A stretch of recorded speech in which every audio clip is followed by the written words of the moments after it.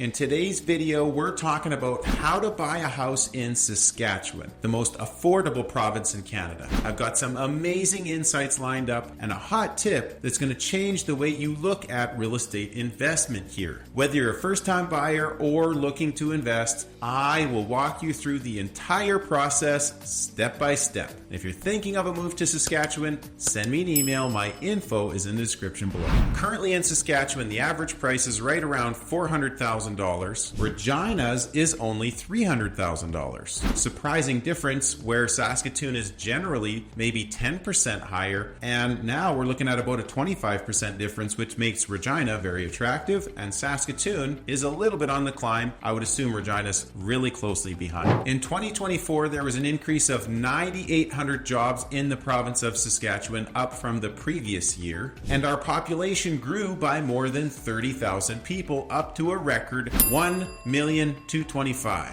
And Statistics Canada released data that showed Saskatchewan among the second of all provinces for growth in capital investment in 2023 and expected to increase in 2024. Saskatchewan is most certainly the most affordable province in Canada, and Saskatoon, in my opinion, of course, is the most beautiful prairie city in Canada. It's important to note that if you're buying a house in Canada, you are eligible for the RRSP Home Buyers Plan, which essentially says that if you have up to 5% of the down payment in your RRSP account, you can withdraw that tax-free as a loan that needs to be paid back within 15 years. There is a limit of up to $35,000, $70,000 if it's a couple purchasing together. When you're trying to figure out whether you're financially ready or not, make sure at the bare minimum basic you already have your social insurance number set up, especially of course if you're a newcomer to Canada. As well, any necessary documents for opening your bank account, getting a credit card, and applying for a mortgage. You can buy a house in Canada if you are on a work permit and you plan to live in the house as a primary residence. When you're buying a house, it's important to understand that it is a long-term investment and that of course the markets go up and down, and you should take a look at the difference in the cost between renting and buying.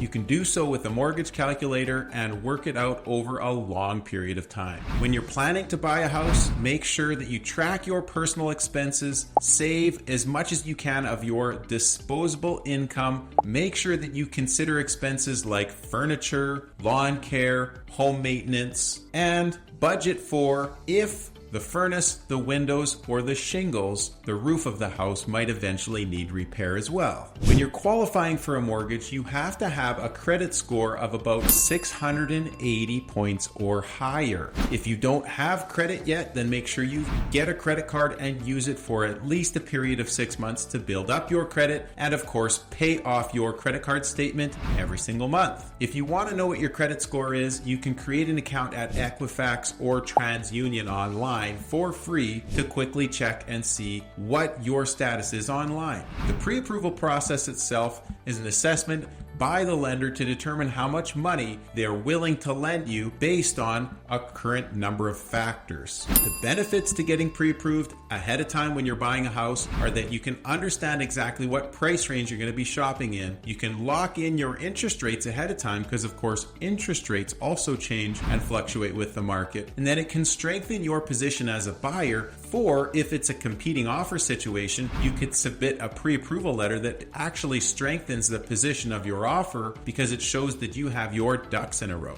The typical types of documents required to get pre-approved for a mortgage are typically 2 weeks pay stubs if you are an employee, and if you are commission-based or self-employed, you will typically need 2 years tax returns. It's also very common that you'll need an employment verification letter and any financial statements that might apply for self-employed people and business owners. You will need between 5 and 10% down if the property is between $500 and $1 million, and you will need 20% down for purchases over $1 million. The sources of down payment can vary from RRSPs, like I had mentioned. You can also, of course, use savings account, registered retirement savings, and gift from family members. The closing costs that you will need to budget for are around 1.5% of the purchase price, and they will include legal fees, land transfer taxes, home inspection fees, and insurance costs. When you're looking to choose the right real estate agent, you need to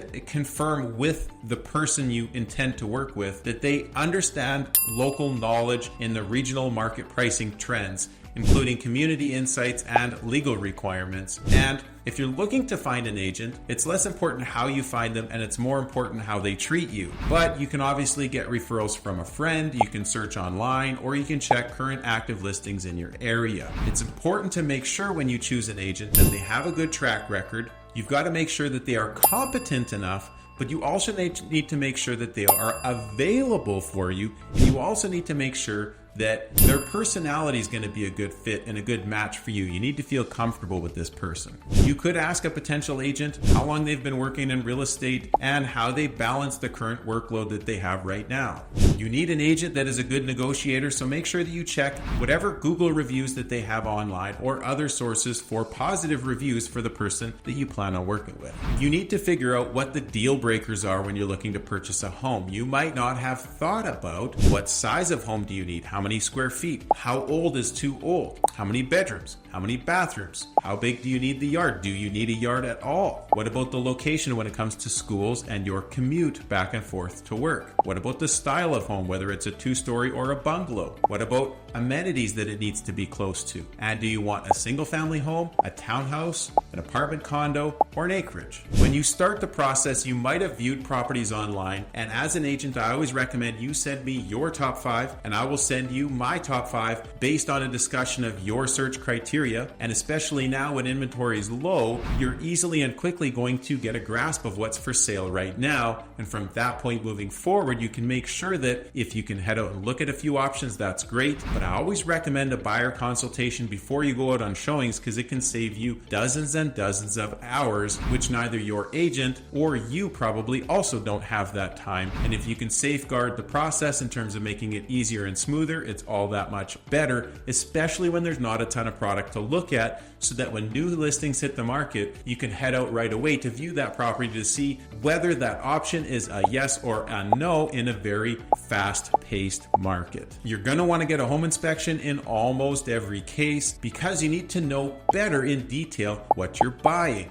The inspection will determine some of the structural components of the home, some of potential roofing issues if there are any, and likewise on the electrical systems, etc. And when you're closing, I highly recommend getting title insurance because it's essential in protecting you as a buyer against any legal issues related to buying property. Hope you found some value. If you're thinking of a move in Saskatchewan, send me an email. My info's in the description below. Otherwise, don't forget to like, comment, and subscribe. Now we'll see you on this video next. Have a fantastic day.